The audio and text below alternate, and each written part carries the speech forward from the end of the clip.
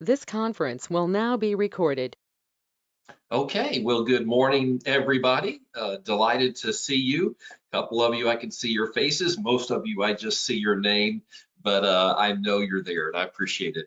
This is about our sixth weekly coaching call, and I have personally found that I'm enjoying them more and more each week, and I'm glad that you guys are seeing value in them as well. Today, I want to lead off with what is stirring me up, what I'm passionate about this morning, and that is the concept of doing all things with excellence. And to introduce the topic, I want to share with you a little known story from the book of Leviticus. And I can assure you this will be the first time and probably the only time in your life that anybody leads off a coaching call with a reference to Leviticus. So enjoy it. This is it. Leviticus chapter 10. It tells a sad and a shocking story about two men, Nadab and Abihu. They were actually the sons of Aaron, the high priest of Israel, and their job was to offer sacrifices at the tabernacle on behalf of the Israelite people. And they did their job well. They did it every single day. They had done it thousands of times. They did the same thing over and over and over every day, all the time. But in Leviticus chapter 10, we read the story that they put some incense in their censers to go in and do their work. And then they offered what's called unauthorized fire to the Lord. And God was so upset about it, he sent fire out of the tabernacle and devoured them. Gone, done, they're dead. And you read it, I said it was sad and also shocking. And you think, what happened? First of all, why did they mess up so badly? Because it's something that they knew how to do. You go a little bit further in the chapter, and there's a very strong hint that Nadab and Abihu were drunk that day when they went about their responsibilities. And that's why they got sloppy in a task that had to be done exactly according to form. They let down, in modern business terms, a standard of excellence and paid a very great price for it. Now, I'm not comparing what we do as real estate sales professionals to the scale and scope and importance of the job of Nadab and Abihu, and I certainly don't think the Lord is going to send fire out of the tabernacle to devour us if any of us let down our standard of excellence a bit. But I think there is a lesson here for us to learn. And that is whatever we have been tasked with, whether we're a priest at the tabernacle or a police officer on the beat or a teacher or a real estate salesperson, every detail matters. And our commitment to excellence in the details is going to go a long way towards determining our longevity and our success in this business. So when I say excellence in the details, help me for just a moment. What are some of the areas in which we as real estate sales professionals need to set and maintain a high standard of excellence? Anybody, you can unmute yourself and join the conversation if you'd like. I think a good place to start is maintaining a schedule, being on time, that sort of thing. I mean, There those are you just go. basics that a lot of people just don't do. Yes. So it's interesting you'd say that, Mark. I made a few notes myself before you guys joined the call this morning. And one of the notes I said, one indicator of excellence is always early, never late. You know, leaders always at least are on time. And I'll never remember when Mary and I are celebrating 32 years of marriage today. This is our anniversary. So yes, thank you. We're thrilled to death. I just last night begged her for another 32. These first 32 were pretty awesome. But I remember when we first married, I was the pastor of a church, and it started at 9:30, and 9:15, 9:20, she was ready to go.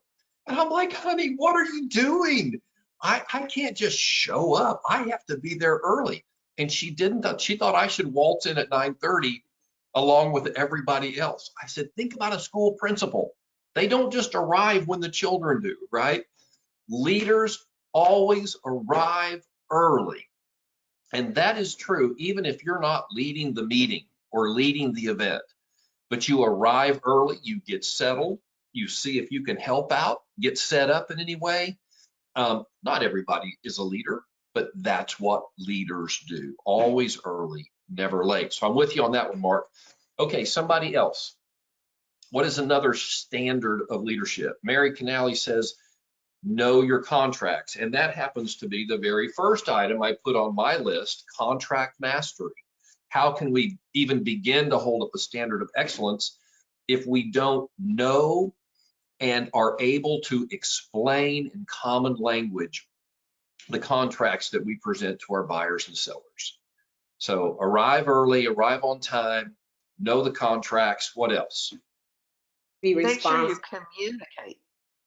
Oh, we got a duet going here. Rochelle, and then we'll come back to Victoria. What'd you say?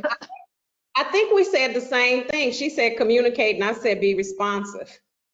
Okay, was that right, Victoria? Communicate and be responsive. There you go. That's right. You know, this is really crazy. Here's my number 4 on my list is clear, complete, and kind communication.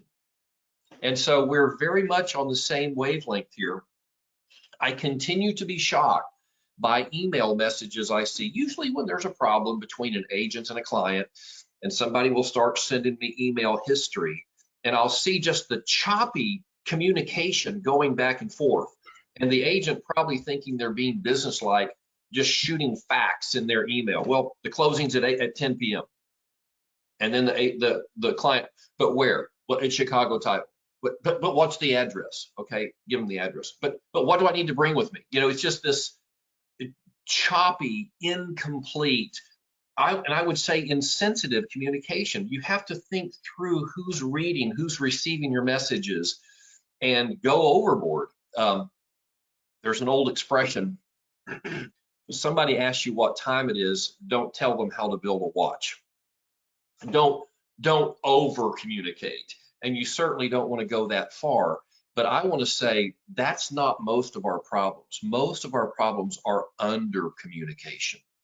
So let's not be too concerned about building the watch. Let's just make sure that we fill in all the blanks and kind of anticipate the information that our clients are going to want.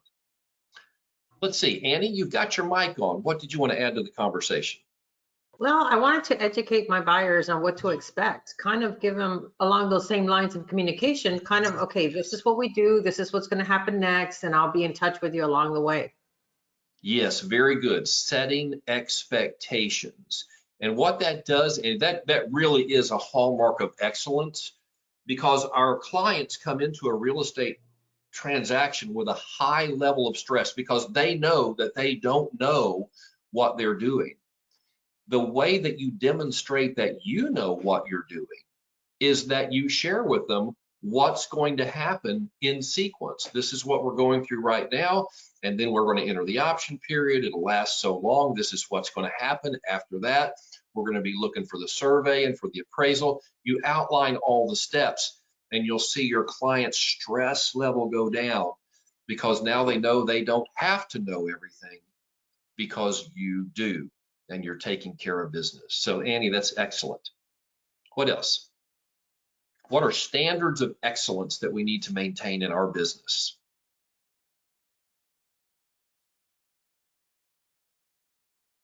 All right, Victoria, put your teacher hat on and provide a roadmap. That's a nice way to say it. All right, Kevin. Yeah, oh, sorry. We owe a standard of excellence to each other and fellow realtors. There are times that we are, our co-agents and whatnot, and we just have to have that highest standard, treating others the way we want to be treated, being professional. But there are sensitivities to that, and we just have to have that hat on, our professional standards vis-a-vis other realtors as well.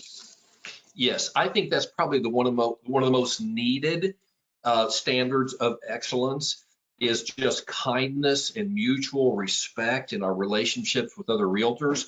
And I will say, in my experience, 80% of the time, that's what I experience. The other agent on the other side is being kind. They're working towards the same goal in a cooperative fashion. But about 1 out of 5, you'll get a bully, or you'll get somebody who's just not responsive and not professional.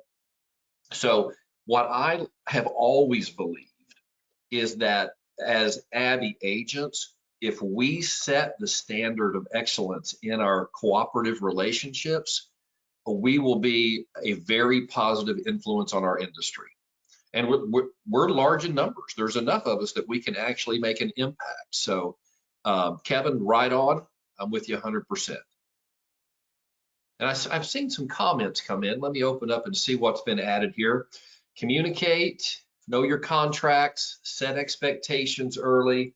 Okay, Mary Canally, this is another one that I thought about but didn't make my written list, and that is to look and dress professionally. And obviously that's not a requirement if you're sitting in your own living room or kitchen, but yes, when you are with clients, you need to be setting a standard. And that doesn't, I mean, we're not in a day and age like the 1950s where we wear suit and ties and, pressed dresses and all that. But you just need to communicate a level of excellence. Your clothes should be clean. My grandmother used to say they literally lived in a log cabin with a dirt floor. But she said, my kids don't have new clothes, but they're always going to go to school in clean clothes. Okay, she had a standard of excellence to the ability that she had. Okay, what else? Anybody want to join that discussion, Victoria? Well, this might be a little repetitive, but I think we have to be very organized. We have a lot of paperwork that, clients have to fill out, and we have addendums and stuff. So it's good to get very organized. Make sure you ask them one time for all the things that you need, like addresses and all that stuff. And just don't keep sending things piecemeal. Give them a nice package. Yeah, Victoria, that's absolutely right. I put on my list file management and administrative responsibilities. And this is a tough one for us. For most of us, this does not come naturally. We get into real estate sales because we're people. And people are usually not paper people. We're not really good on the admin side. But so we need to give appropriate attention. We need to recognize that and say, well, I do need to have my contracts complete and correct. I need to get them uploaded in a timely manner into SkySlope. I need to get my CDA submitted in time to get paid at closing. All these, the other thing I put on my list related to this is paying attention to dates and details, monitoring option periods, financing periods, deadlines for delivering homeowner documents, making sure we have the MUD notice on the MLS prior to posting this home for sale. All these kind of little picky details that can create disasters if we don't pay attention. But it's an admin responsibility. And so it's something that doesn't come naturally to most of us. Okay, what else?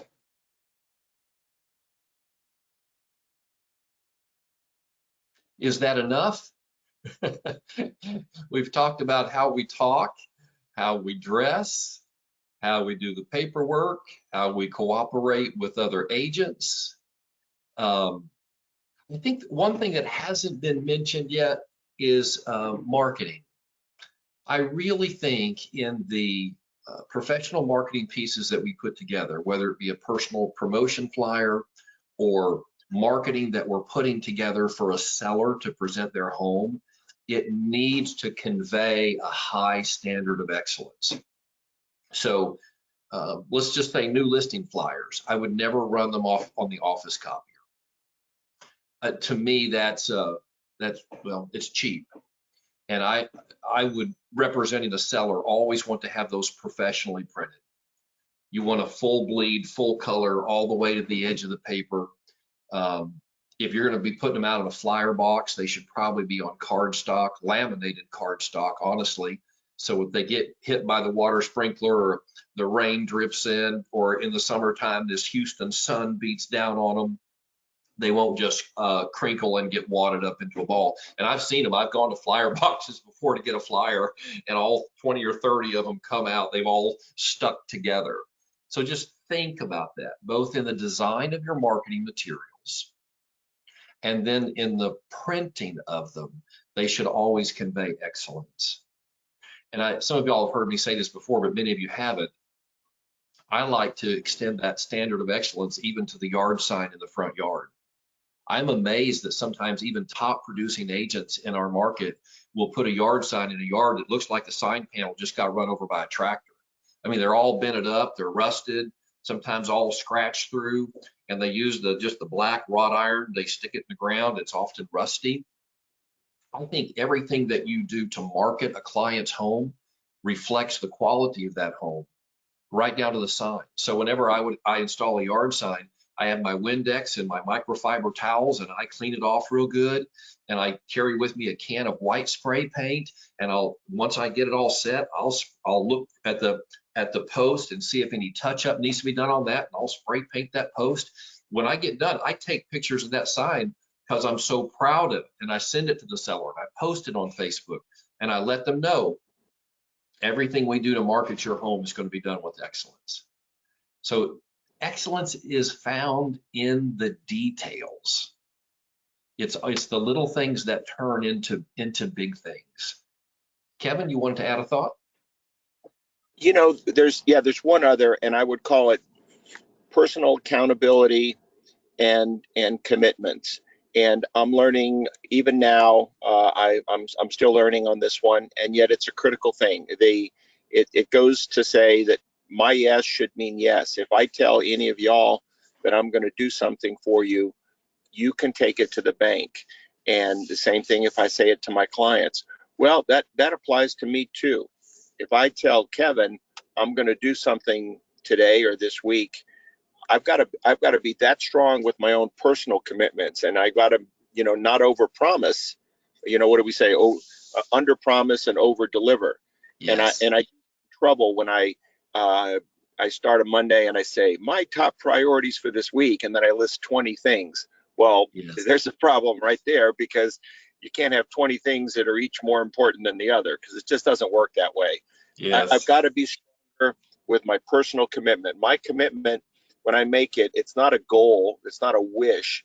It's no, I've taken care of that for you, or that is going to happen, and we can take it to the bank. And that is just a muscle that needs to be exercised, developed, trained.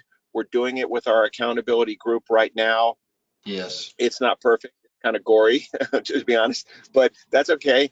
I'm blessed to do one with Andrew and some of his colleagues, and it's very challenging, and yet I'm growing and through this, and it is a key skill that each one of us can do. That our yes means yes, and that even means our yes to ourselves, of what we say we're going to do, that we're actually going to do it.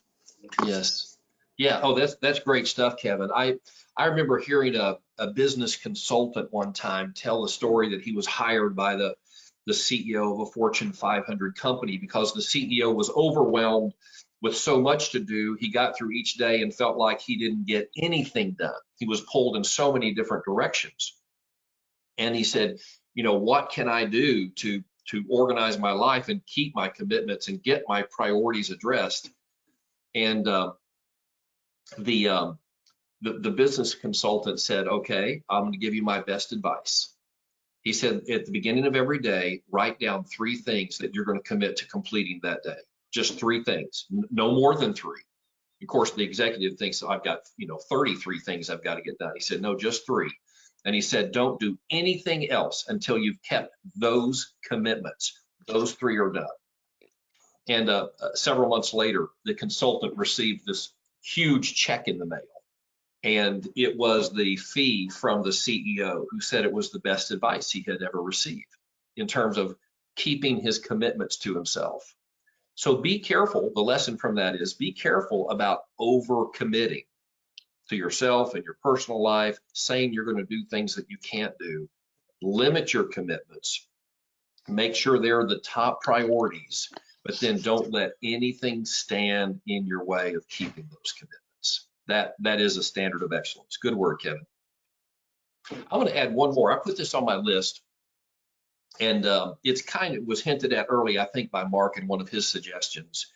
But I want to say we all need to be giving at least 8 hours a day of completely focused efforts on our sales business. Our buyers and sellers deserve that.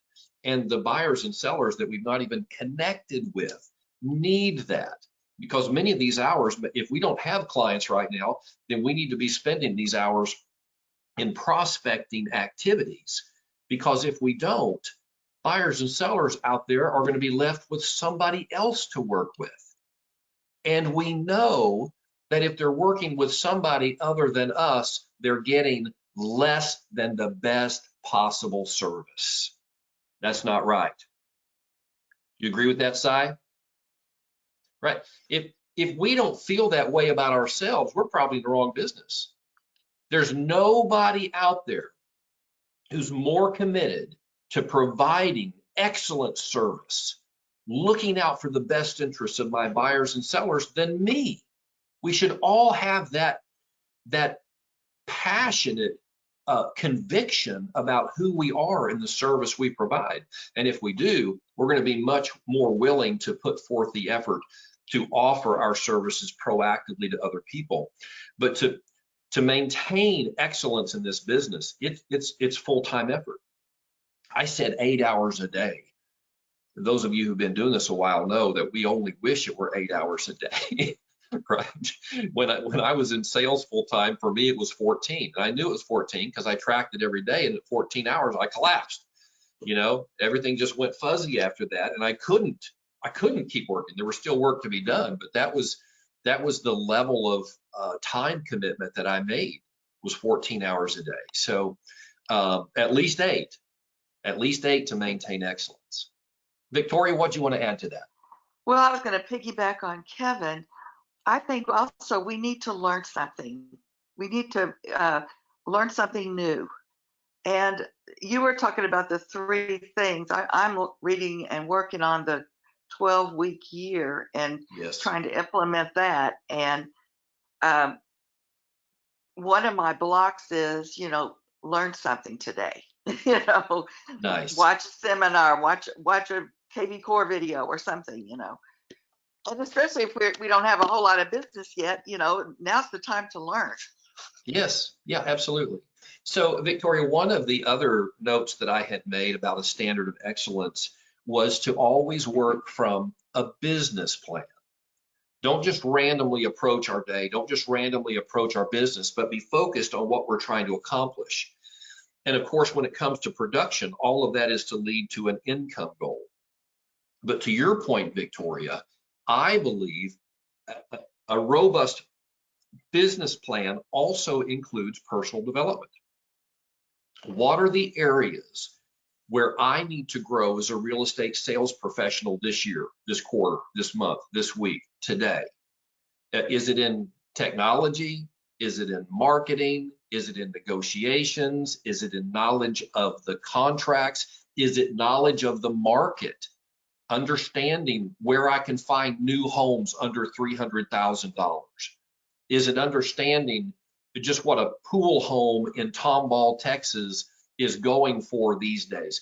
Just having that market knowledge builds such confidence. But I would encourage each of you to think about your own career. Where are you strong and where do you need development? And that needs to be part of your business plan. Or as Victoria said, learn something new every day. And also, you really have to make yourself do the scary thing, especially if you're like an introvert like me that, I'd rather just kind of hold up and I like people, but at some point I have to go like that. You have to make yourself do the scary thing, like call somebody and invite them to lunch. Yes. That's a scary thing. Yeah, do the scary thing, do the mundane thing, do the thing you don't want to do the thing that you think you're not good at. Yeah, and that will often, in many cases, dispel the fears, and you'll discover that the boogeyman is really not there after all. You're better at it than you thought. Okay, we've got a bunch of people still joining the conversation. If you are, the topic today is to do all things with excellence. And we've been talking for the entire time about what that means for a real estate sales professional. What areas of our work do we need to focus on and make sure we maintain that standard? Okay, we're going to go to an open forum Q&A unless somebody has anything else they want to add on this topic. Anybody been wanting to jump in but hasn't done so yet? Okay, well then let's turn the page in our coaching call. I've promised you that this is going to be one opportunity every week where anybody can come in and ask any question. So you don't have to go week after week after week, say, doggone it, I went to the office, Frank wasn't there, and I couldn't get my mentor on the phone, and my coach has gone to Venezuela. So here we go, Q&A. What's on your mind? I have one quick question really fast. Yes, so, Maya. How would you go, or what are the steps you would take to run a CMA on a property that is not listed on the MLS? So it honestly doesn't matter if it's listed on the MLS or not, because in a CMA, you're looking at other properties. And so you just need to have a very good description of what this subject property is. It's a 4-bedroom, 2-bath, 2,500 square feet, built in 1971 on a 1/4-acre lot in the Apple Valley neighborhood. You need to get all this key descriptive information about the property. And then you go into the MLS, and first of all, you select homes in the Apple Valley neighborhood because pricing is neighborhood specific. It's not geographic radius. It's not everything within a 2-mile area. It's neighborhood specific. And then you go in and you start building the parameters. So I said it's a 4-bedroom, 2-bath. So put in 4.2. I said it's 2,400 square feet. So bracket that. Maybe go 2,200 to 2,600 square feet. I said it was built in 1971. Well, that's an old house. So I can do a wide range there. I might go 1960 to 1980. Whereas if I was doing a fairly newer home, let's say something built in 2015, I might bracket it a little tighter, 2012 to 2017, for example. So you put in this criteria, then you hit results and you look at them. And if you get very few results, you want to broaden your criteria. You really need at least 4 or 5 solds and a couple actives at a minimum. And if you get too many, let's say that you get 12 to 15 actives and 25 to 30 solds, then you want to narrow your criteria because you went too broad. So ideally, you're going to end up somewhere with 3 to 7 actives if possible. And I realize in some, particularly now, it's really hard to find actives because they hit pending as soon as they go to market. So in today's market, you might treat a pending like an active, and then make sure that you have 3 to 8 pendings, and then 5 to 10 solds if you can. That's a really good number. That means you've kind of bracketed your property appropriately. Does that answer your question, Maya? Yes, it does. Thank you, Frank. Okay, you're very welcome. All right, y'all don't be shy. Frank, I have a I have question. Required to do to prepare a CMA for lease transactions, for lease houses, or is it just when it's a purchase? So was your question, are you required to? Yes. TREC requires a CMA on every transaction, whether you represent buyer, seller, tenant, or landlord. And we must maintain it on file for 4 years. As long as you upload it into SkySlope, you will meet that obligation. Okay. All right, Larry, I think you were asking a question. Yeah, Frank, I got a question. I got some buyers now because the market was so crazy and you got all these tales of you had to overbid on a house. So a lot of people now want a new build. So of Yes. course, new builds is taking quite a while. Yes. And now some of the new builds, they're not all for sale, but now they over here they sell building a lot of in your subdivision as lease homes, and Wow. they doing this thing of until they start building your home, you can put a down on it, your earnest money down on it, but until they start building your home, your price is not locked in. Yes, correct. I've seen And that. it continues to go up. How do you manage around that, of the uncertainty? If a person is at this price range and the builder's telling you we go up every week until we start working on your home. Yeah. So core belief, conflict only arises when expectations differ. So as long as your client is fully aware of the situation, prices are going up every week. When I signed the initial commitment, it could be 8 weeks, 12 weeks until we actually lock in a price and sign the final contract. Based upon the pricing trends in the past, over the next 8 to 12 weeks, I can expect a $20,000 to $30,000 price increase. Am I okay with that?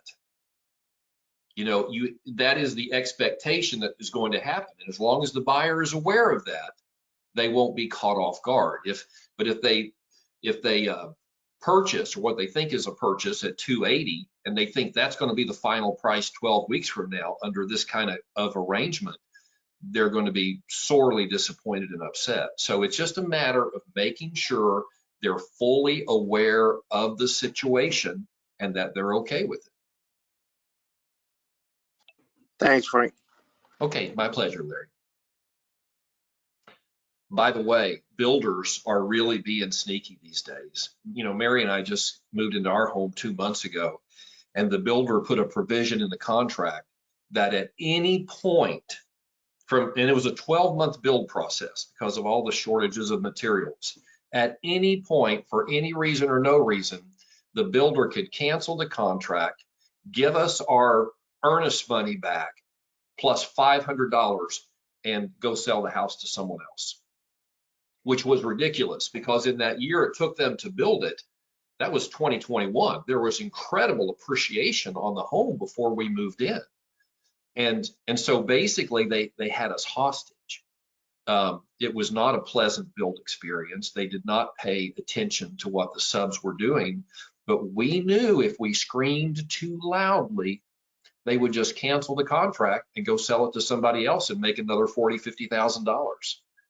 So builders are really in a position of power right now, and some of them are abusing that power. Rochelle, did you want to jump in? Yeah, I always have a question.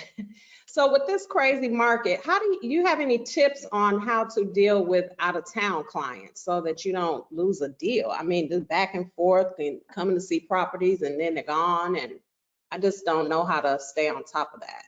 Yeah, again, it really is a matter of setting expectations with out-of-town clients. Tell them the market here in Houston is probably very much like the market where you came from, where properties are going under contract within a day or two after hitting the market.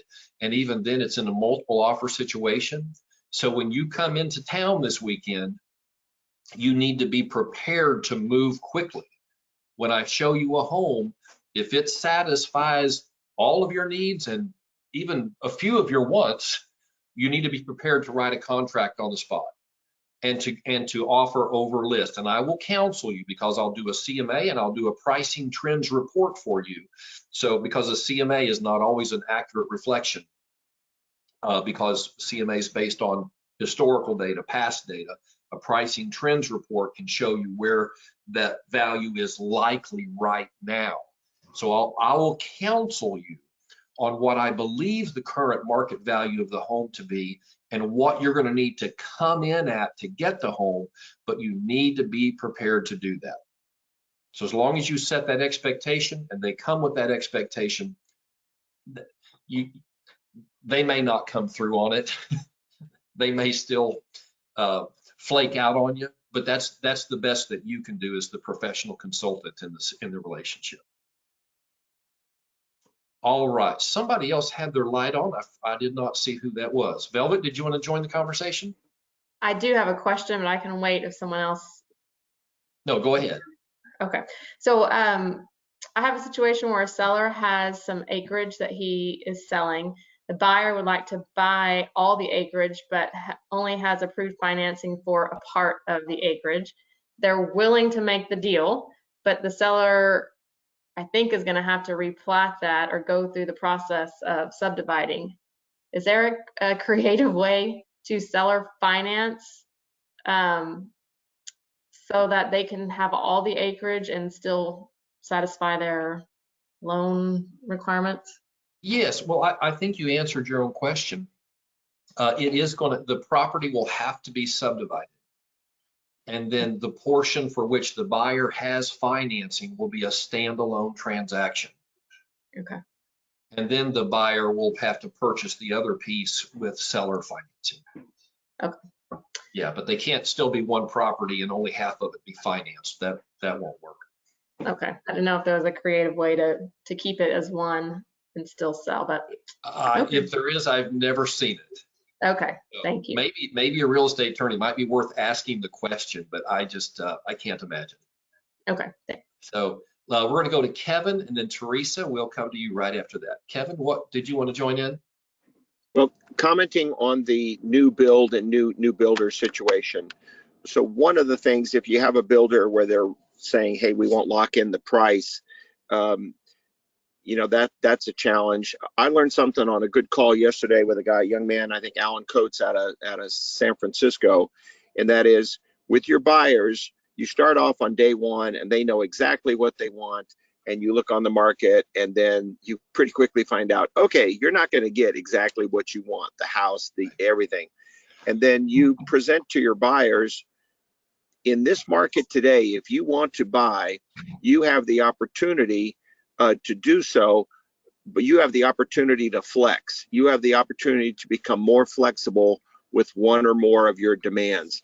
And so if that one builder in that situation, you maybe encourage your buyer to look on the other side of the highway and there's another builder. And if they then make their decision, we're not pushing them to be flexible, but the market is. And so you're their ally and the market's demanding this, but then they might find a builder across the way that will actually lock in a price today.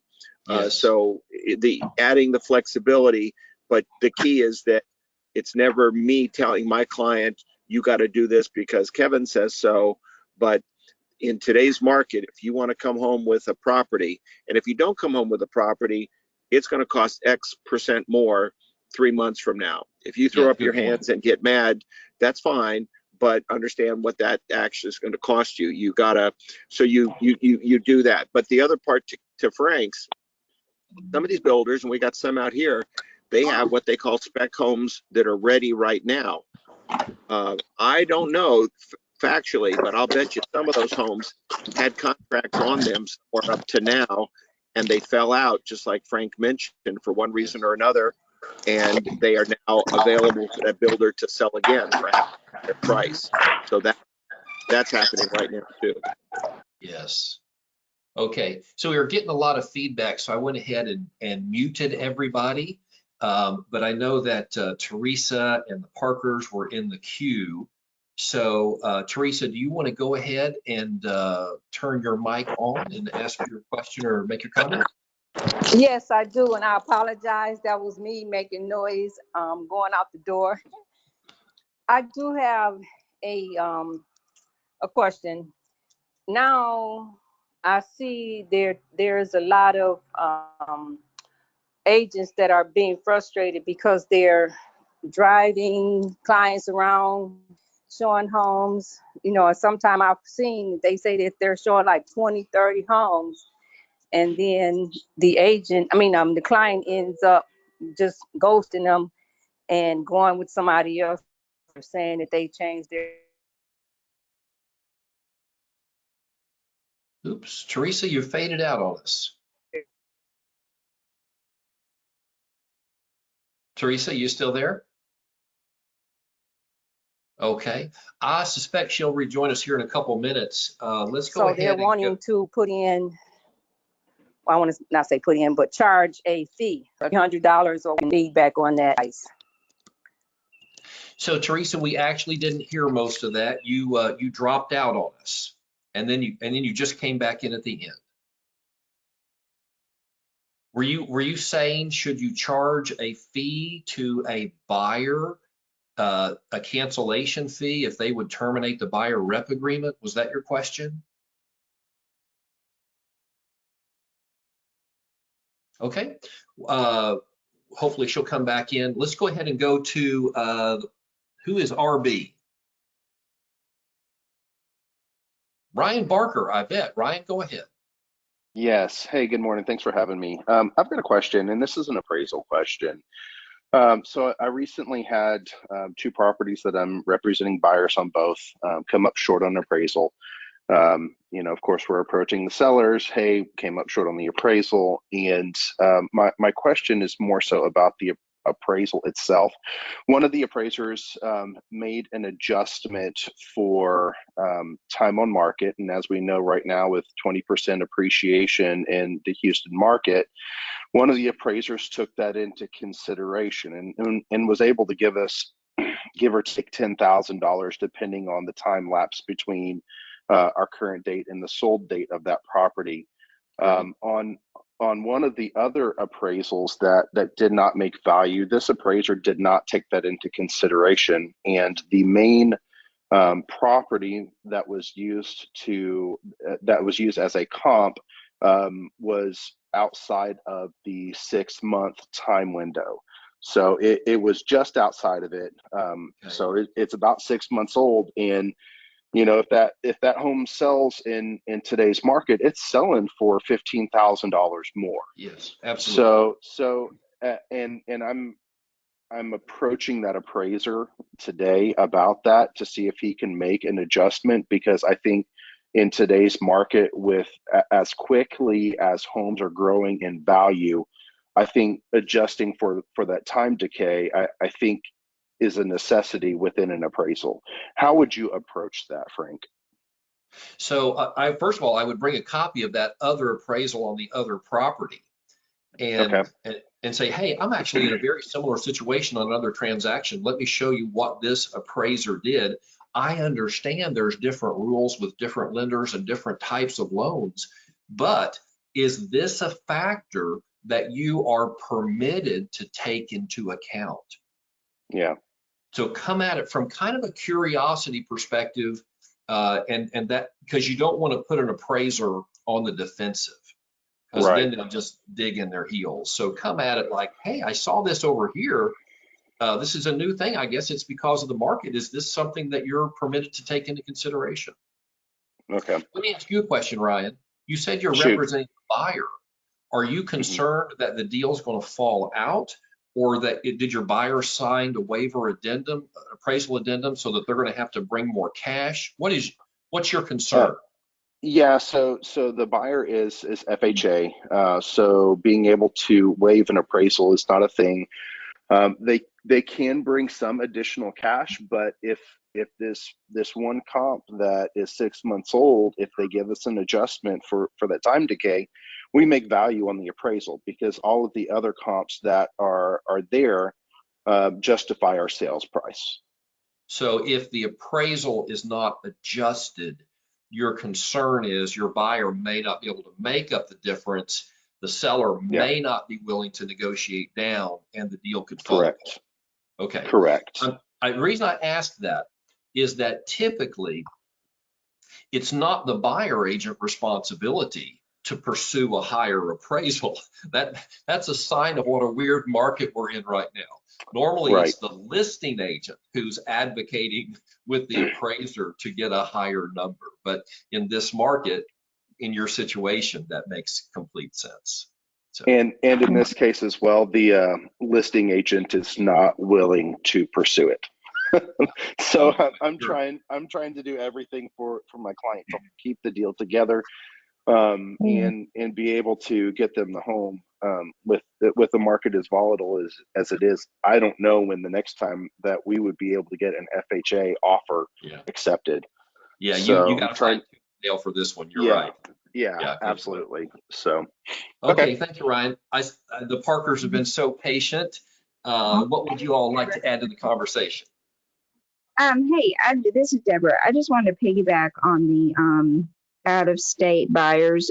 We get a lot of leads and out-of-state buyers, and the way that I handle that is if they can't come down right away or they can't come down that weekend, another avenue I tell them about is let's do a Zoom together and actually look at it, or I'll video for it, and because sometimes they have to kind of buy it sight unseen. I want to give them that option because then it looks like you're giving them ultimate customer service, that you're not only available on the weekend when they can come, that you'll go on Monday, Tuesday, Wednesday, and then you're building rapport, you're building a relationship, and you're making them comfortable with you, especially if you just meet them. Say you get this lead off of a Op City or a Redfin or somebody and you've never met him before.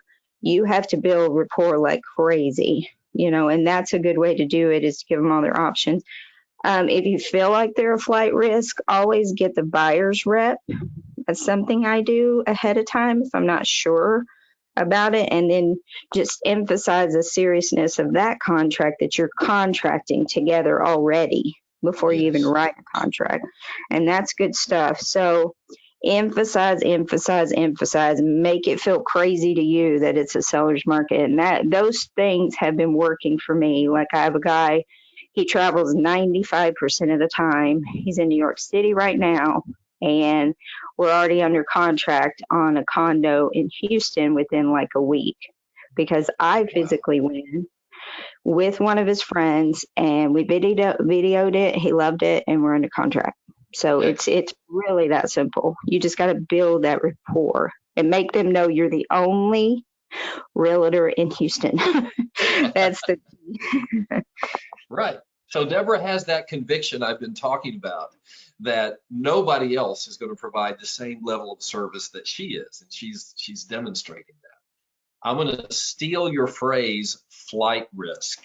I think that's so perfect for describing buyers in general, but particularly in this market. So yeah, great stuff there. I would add one caution.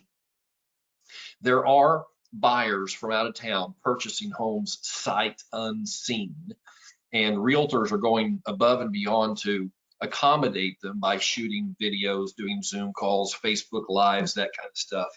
Make sure, if at all possible, they do come and walk the property prior to closing. During the option period is ideal, but if not, then at least prior to closing to do that final walk.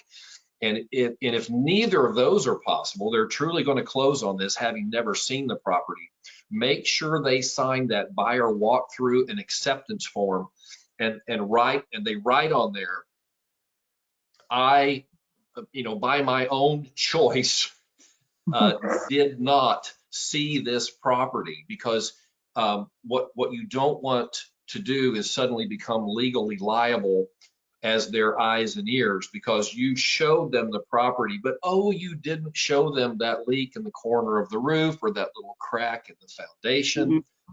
You don't want to be on the hook for that. So have them sign the buyer walkthrough saying that I forfeited my right, I yielded my right to do a final walk because of being out of town or whatever. That will help.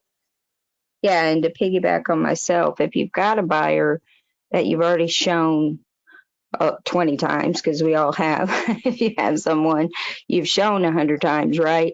And they're just getting frustrated, offer them sight unseen, because sometimes, that works for them too. I've had people buy that way with me, and then they go for the inspection and they're like, yeah, I'm sure now, if I, now that I own it, or I'm going to own it, let's go look at the property. We're past money, all that. And then they get excited about it. So just offer every avenue you can think of to keep them. Yeah.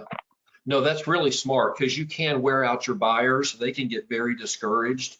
So if you can preview properties, once you know you're dialed in, you've looked at a few properties with them, you kind of see things the way they do, you can preview properties and save them some of the frustration of seeing Right. things that may not be just right. That's right. Mhm. Okay, guys, we've just about used all the sand in the hourglass today.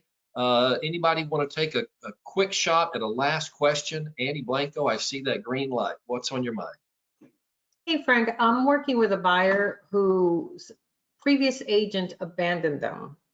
They do still have a representation agreement through May, but they're not working with her. They don't want to work with her anymore. How do I handle that? Do they have to cancel that and let her know, or what's the situation with that? Yes, you certainly don't want to be in a situation where you find them a home and you get paid by the listing broker, and then they get a demand letter for the amount of the commission from that other agent. So there is a form, a promulgated form, to terminate a buyer representation agreement, and you want them to get that signed by their current representative and themselves, and give you a copy. And then it's game on. But until then, it's not so much that you're in danger, although someone could make a case that you were interfering with that contractual relationship. But they're definitely in jeopardy of ended up coming out of pocket to pay a commission to that original buyer's rep agent. So they want to get it terminated legally. Thank you. Okay. All right, guys. Well, that's going to wrap it up for today. I will be in the office and available the rest of the day if anybody wants to have a private conversation. Tomorrow, don't call me. It's my day off. I'm just kidding. I know it is my day off, but I'll be taking my mom to the hospital, go to the gun range for a while if I can, but kick up my heels and have a little fun. But please reach out if I can help you in any way. And I'm here for you. All right. Take care. Thanks for joining us. Great call. Thanks, Frank. Thank you. Bye-bye. Bye-bye.